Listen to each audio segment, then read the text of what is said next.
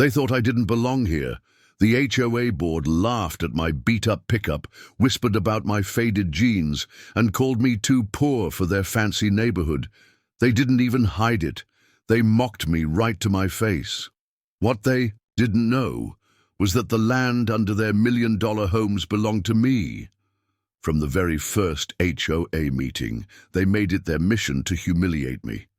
One neighbor said my fence looked cheap and out of place. Another mocked my old boots, asking if I even had a job. And then came the endless fines.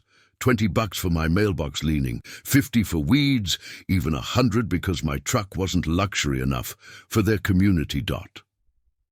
Every time I stayed quiet. I let them laugh. I let them fine me. Because I knew something they didn't. Years ago, my grandfather worked his whole life to buy this land, acre by acre. He didn't build a mansion.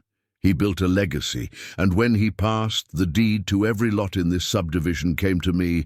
The HOA thought they owned the streets, the sidewalks, the rules. But legally, every inch of their community sat on my family's land, and I had the papers to prove it. So the night they tried to vote me out, saying I wasn't fit for their neighborhood, I finally stood up.